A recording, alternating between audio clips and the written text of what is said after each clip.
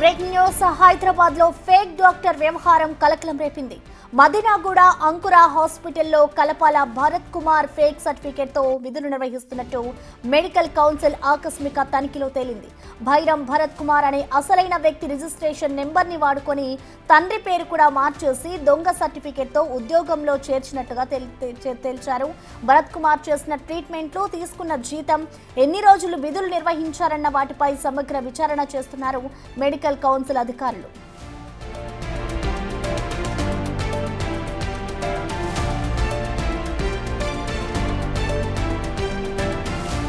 అంకుర హాస్పిటల్లో paediatrician duty doctor గా పనిచేస్తున్న భరత్ ఉక్రెయిన్లో ఎంబీబీఎస్ చదివానని విచారణలో తెలిపాడు. మెడికల్ కౌన్సిల్ ప్రకారం 5 ఏళ్లు మాత్రమే చెల్లుబాటయ్యే మెడికల్ రిజిస్ట్రేషన్, భరత్ ఫేక్ రిజిస్ట్రేషన్లో 10 ఏళ్లు ఉంది. ఇవేవీ గమనించకుండా అంకుర హాస్పిటల్ యాజమాన్యం భరత్ ను ఉద్యోగంలోకి తీసుకుంది. దీనిపై మెడికల్ కౌన్సిల్ అధికారులు మియాపూర్ పిఎస్ లో కంప్లైంట్ చేశారు. పోలీసులు కేసు నమోదు చేసుకుని దర్యాప్తు చేస్తున్నారు.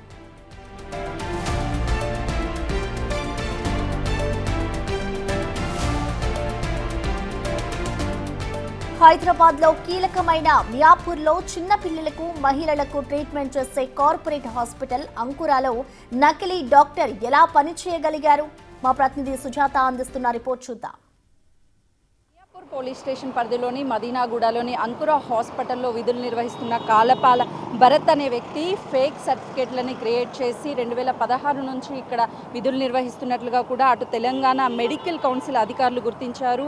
మార్చి 25వ తారీఖున రైట్స్ కొనసాగించినటువంటి నేపథ్యంలోనే తను ఫేక్ డాక్యుమెంట్లని ఇక్కడ సబ్మిట్ చేసి డాక్టర్గా చెలామణి అవుతున్నట్లుగా కూడా గుర్తించారు. అయితే బైరం భరత్ అనే వ్యక్తి సర్టిఫికేట్స్ని కాలపాల భరత్ ఉపయోగిస్తూ తన తండ్రి పేరును కూడా మార్చి ఇందులోనే పీడియాట్రిక్ డాక్టర్గా కొనసాగించినట్లుగా కూడా అధికారులు గుర్తించారు. వెంటనే అంకుర హాస్పిటల్కి సంబంధించినటువంటి మేనేజ్మెంట్ కూడా తనను ఎవరు జాయిన్ చేసుకున్నారు, తన ఫేక్ సర్టిఫికేట్ తనకి ఇచ్చింది ఎవరు అన్న విషయాలన్నిటినీ కూడా అటు ఆరా తీస్తున్నారు. తను చేసినటువంటి కేసెస్ ఎన్ని, అందులో ఏమైనా ఫిర్యాదులు వచ్చాయా అనే అంశాలను కూడా అటు అధికారులు గుర్తించే పనిలో ఉన్నారు. ఇప్పటికే మియాపూర్ పోలీసులు కేసును నమోదు చేసుకుని ఇన్వెస్టిగేషన్ చేస్తున్నారు. ప్రస్తుతానికి కాలపాల భరత్ అందుబాటులో లేరు, తను బయట ఉన్నాను అని పోలీసులకి చెప్పినట్లుగా కూడా కీలక సమాచారం అందుతుంది. కాలపాల భరత్, భైరవ్ ఇద్దరు మొదటి నుంచి కూడా ఫ్రెండ్సా, లేదు అంటే మధ్యలో వీళ్ళకి స్నేహం కుదిరి తన సర్టిఫికేట్లను ఇతను కొనుగోలు చేశాడా అన్న విషయాలను కూడా ఆరా తీస్తున్నారు. తెలంగాణ రాష్ట్రంలో ఉన్నటువంటి అన్ని హాస్పిటల్ మీద తెలంగాణ మెడికల్ కౌన్సిల్ ఇప్పటికే నిఘా పెట్టింది. ఎక్కడెక్కడ ఫేక్ డాక్టర్స్ని ఐడెంటిఫై చేయడంతో పాటు హాస్పిటల్కి అనుమతి లేకుండా రన్ చేస్తున్నటువంటి మీద కూడా పూర్తిగా నిఘా ఉంచినటువంటి పరిస్థితి ఉంది. అయితే కాలపాల భరత్ కుమార్ ఎప్పుడు జాయిన్ అయ్యాడు, ఎన్ని రోజులు విధులు నిర్వహించారు, ఆయనకి ఇచ్చినటువంటి జీతం ఎంత, ఆయన చేసిన ట్రీట్మెంట్ ఏంటి, ఎన్ని ఫిర్యాదులు వచ్చాయని మెడికల్ కౌన్సిల్ అధికారులు విచారణ చేస్తున్నారు. బైరం భరత్ కుమార్ మరియు కాలపాల భరత్ మధ్య ఎలాంటి స్నేహం ఉంది అన్న దాని మీద కూడా ఇటు పోలీసులు అయితే ఆరా తీస్తున్నటువంటి పరిస్థితి ఉంది. భరత్ కుమార్ నకిలీ సర్టిఫికేట్లు 2016 నుండి 2020 వరకు చెల్లుబాటు అయ్యేలా ఉంది. కానీ తెలంగాణ మెడికల్ కౌన్సిల్ ప్రకారం 5 ఏళ్లకు మాత్రమే చెల్లుబాటు అయ్యే అవకాశం ఉంటుంది. దాన్ని పూర్తిగా విస్మరించి విధుల్లోకి తీసుకున్న అంకుర హాస్పిటల్ మీద కూడా చర్యలు తీసుకుంటామని అటు అధికారులు చెప్తున్నారు.